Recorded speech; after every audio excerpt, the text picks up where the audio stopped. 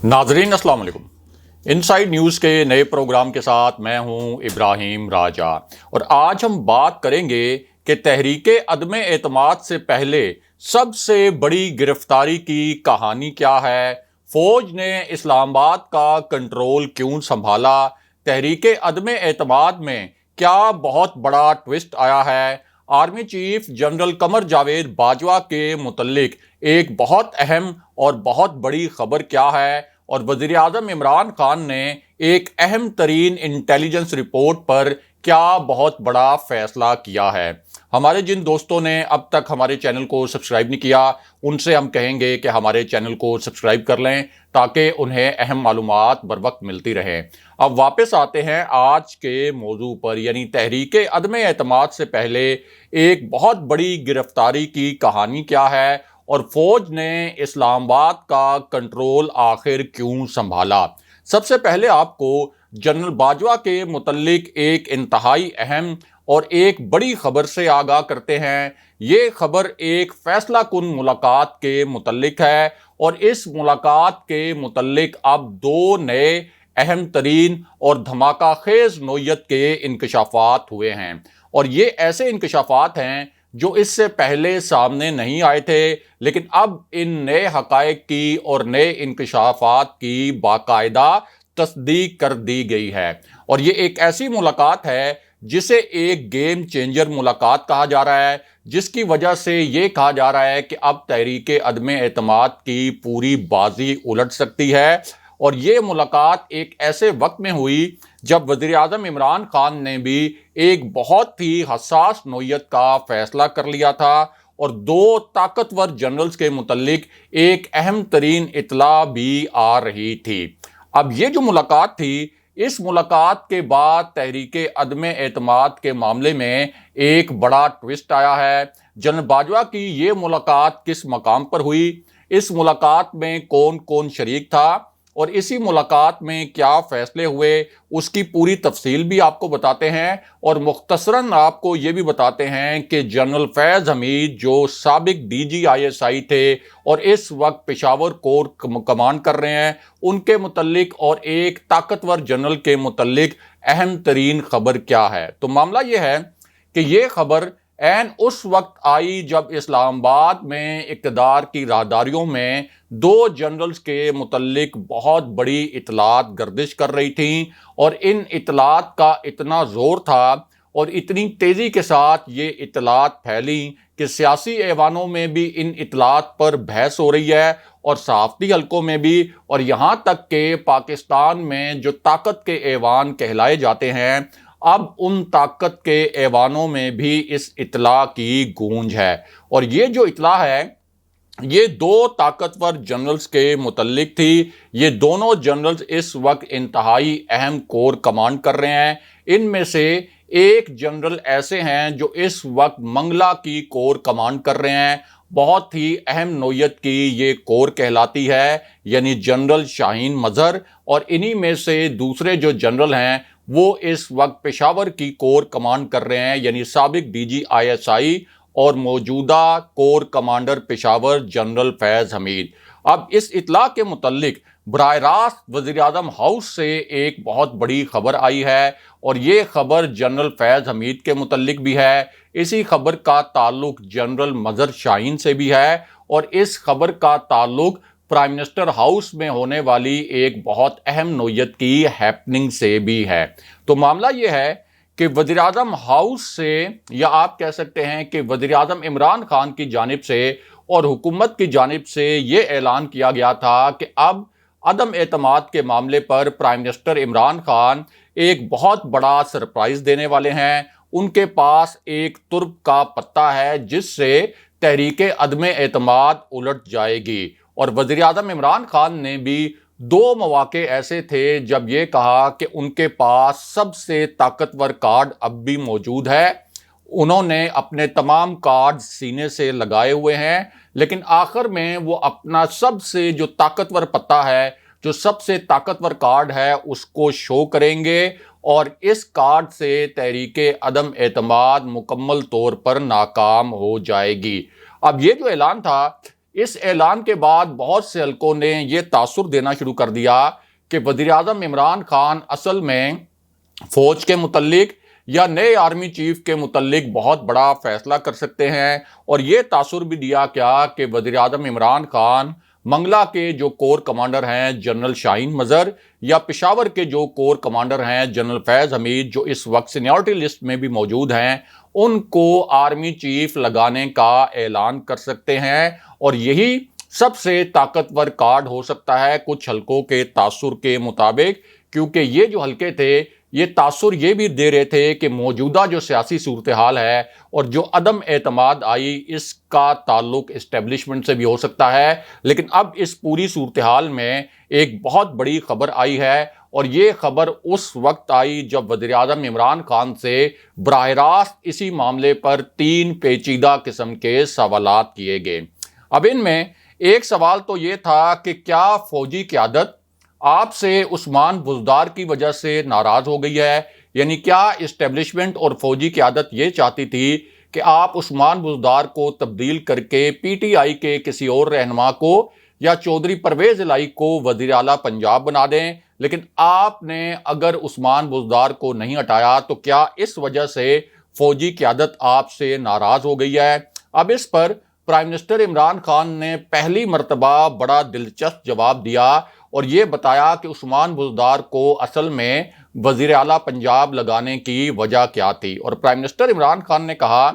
کہ اصل میں نے عثمان بزدار کو سٹاپ گیپ کے طور پر وزیر اعلیٰ بنایا تھا۔ شاہ محمود قریشی بھی وزیر اعلیٰ پنجاب کے لیے ہمارے پاس ایک آپشن تھے، لیکن چونکہ شاہ محمود قریشی صوبائی اسمبلی کی نشست ہار گئے تھے، اس لیے میں نے عثمان بزدار کو وزیر اعلیٰ بنا دیا تاکہ پارٹی کے اندر دھڑے بندی نہ ہو اور پارٹی کے اندر اختلافات نہ پیدا ہوں۔ اس کے بعد وزیر اعظم عمران خان سے دوسرا سوال ڈی جی آئی ایس آئی کے متعلق کیا گیا،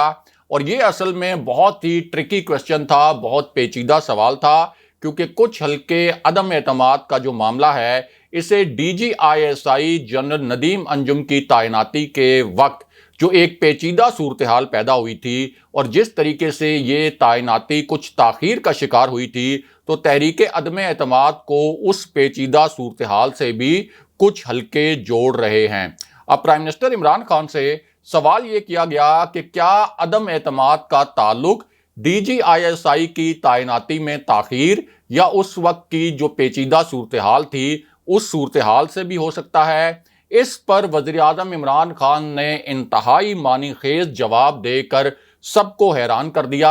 اور ایک بہت بڑا انکشاف کر دیا۔ یہ ایک ایسا انکشاف تھا جو اس سے پہلے کبھی بھی نہیں کیا گیا، لیکن اب براہ راست پرائم منسٹر عمران خان نے خود اپنی زبان سے یہ انکشاف کیا، اور پرائم منسٹر کا کہنا یہ تھا کہ تحریک عدم اعتماد پچھلے 1 ماہ میں پلان نہیں ہوئی، پچھلے 1 ماہ میں اس کی منصوبہ بندی نہیں ہوئی، اس کی منصوبہ بندی اصل میں اکتوبر لاسٹ ایئر یعنی اکتوبر 2021 میں شروع ہو گئی تھی۔ اس وقت پرائم منسٹر عمران خان کے پاس یہ اطلاع آ گئی تھی کہ اپوزیشن نے تحریک عدم اعتماد کی منصوبہ بندی کر لی ہے، اور یہاں بہت اہم بات یہ ہے کہ ڈی جی آئی ایس آئی کی تعیناتی کا جو معاملہ ہے وہ بھی اکتوبر 2021 میں ہی سامنے آیا تھا، اور پرائم منسٹر عمران خان کی بات سے تاثر یہ ملا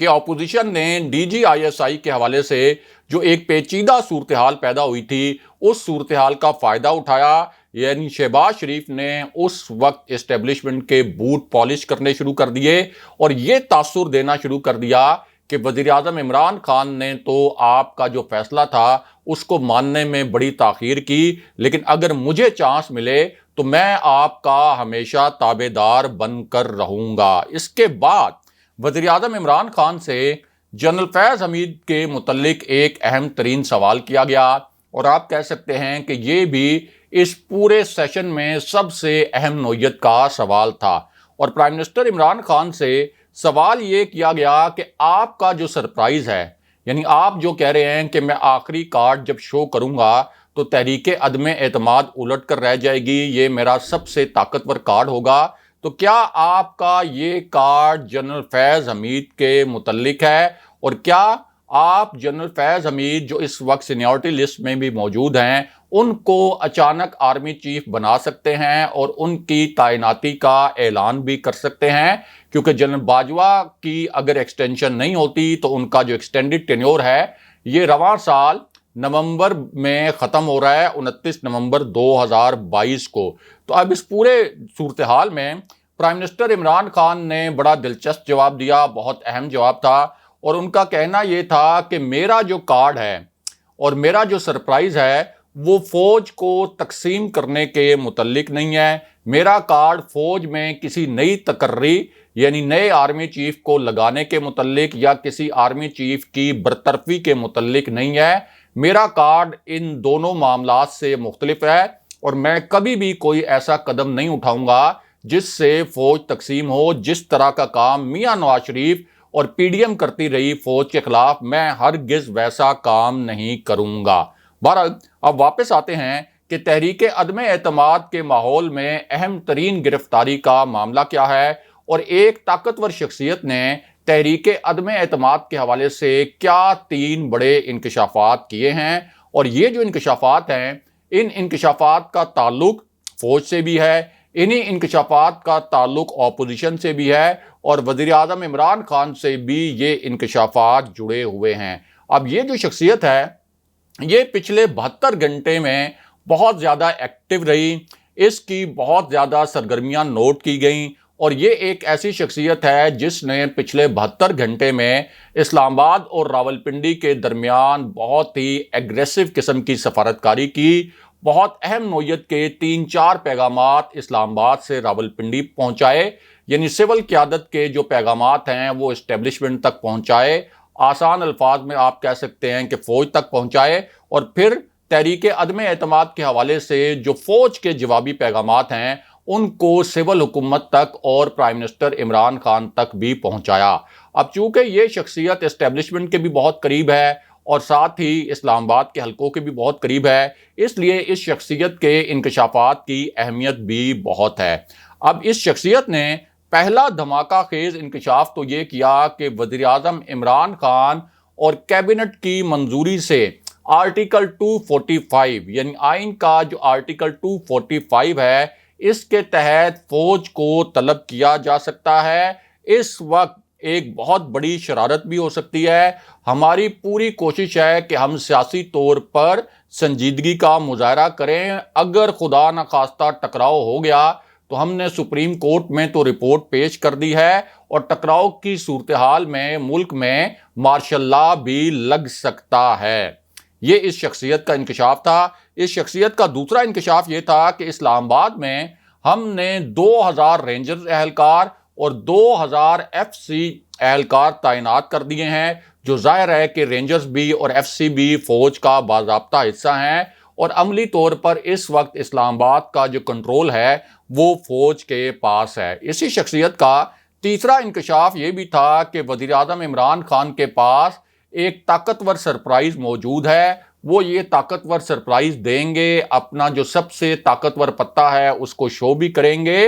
اور ہمارے پاس بھی اپوزیشن کے کچھ لوگ ایسے ہیں جو آخری وقت میں تحریک عدم اعتماد کے حق میں ووٹ نہیں دیں گے۔ لیکن اس کے بعد ایک ایسا تہلکہ خیز انکشاف کیا اس شخصیت نے جس نے تمام حلقوں کو حیران کر کے رکھ دیا، اور یہ جو انکشاف تھا بہت ان ایکسپیکٹڈ تھا، بہت غیر متوقع تھا۔ جہاں یہ اپوزیشن کے لیے ان ایکسپیکٹڈ تھا، وہاں یہ حکومت کے لیے، تمام وزراء کے لیے اور پرائم منسٹر عمران خان کے لیے بھی آپ کہہ سکتے ہیں کہ کافی غیر متوقع تھا۔ اور اس شخصیت نے یہ کہا کہ میری تجویز یہ ہے کہ بجٹ کے بعد ہمیں الیکشن کی طرف جانا چاہیے، بجٹ کے بعد جب ہم الیکشن تک جائیں گے تو اس وقت تک ہمارے بہت سے منصوبے مکمل بھی ہو چکے ہوں گے، اور اس وقت چونکہ عوامی ہمدردی بھی پرائم منسٹر عمران خان کے ساتھ ہے، پورے پاکستان میں عمران خان کا بیانیہ گونج رہا ہے، تو ہمیں الیکشن میں فائدہ ہوگا اگر ہم بجٹ کے فوراً بعد الیکشن میں چلے جائیں۔ یہ انکشاف اس شخصیت نے کیا۔ اس کے بعد چوتھا جو تہلکہ خیز انکشاف تھا، یہ انکشاف اپوزیشن کی نمبر گیم کے متعلق تھا۔ اب جو اپوزیشن نے قومی اسمبلی کا اجلاس ہوا جس میں تحریک عدم اعتماد کے متعلق ابتدائی کارروائی ہونی تھی وہاں اپنے 159 ارکان شو کیے، حالانکہ اپوزیشن کے پاس 162 ارکان ہونے چاہیے تھے۔ قومی اسمبلی میں 162 ارکان ہیں اس وقت اپوزیشن کی تمام جماعتوں کے، لیکن اس کے باوجود 159 ارکان جو ہیں وہ اپوزیشن شو کر سکی۔ اب اس میں ایک تو جماعت اسلامی کے رکن قومی اسمبلی ہیں، انہوں نے اپوزیشن کا ساتھ دینے سے انکار کر دیا تحریک عدم اعتماد کے حوالے سے، اور انہوں نے کہا کہ ہم تحریک عدم اعتماد میں نیوٹرل ہیں۔ اس کا مطلب یہ ہے کہ حکومت کو تو دھچکا نہیں لگا، لیکن اپوزیشن کو ایک رکن قومی اسمبلی کا دھچکا لگ گیا، کیونکہ 172 کا فگر حکومت نے پورا نہیں کرنا بلکہ اپوزیشن نے پورا کرنا ہے۔ اس کے علاوہ پیپلز پارٹی کا بھی ایک جو رکن قومی اسمبلی تھا جام عبد الکریم، جو کہ ناظم جوکھیوں کے قتل کیس میں ملوث تھا اور دبئی مفرور تھا، وہ بھی اس قومی اسمبلی کے اجلاس میں شریک نہیں تھا، اور اسی طرح علی وزیر جو ہیں وہ اس وقت جیل میں ہیں، اس وجہ سے وہ بھی اس اجلاس میں شریک نہیں تھے۔ اس وجہ سے 162 کے بجائے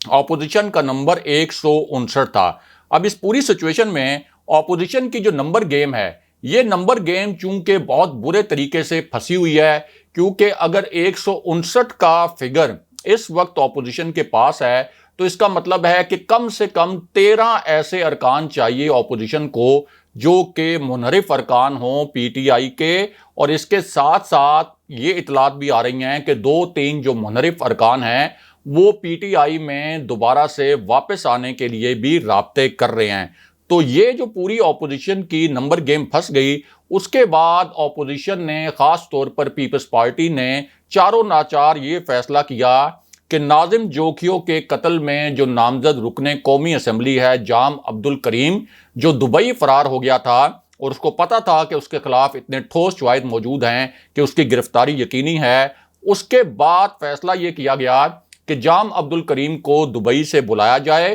اور وہ قومی اسمبلی میں عدم اعتماد کے حق میں ووٹ ڈالے۔ لیکن اب اس معاملے میں ایک بہت بڑا ٹوسٹ آیا ہے، اور وہ ٹوسٹ یہ ہے کہ اب یہ کہا گیا ہے وزیر داخلہ شیخ رشید احمد کی جانب سے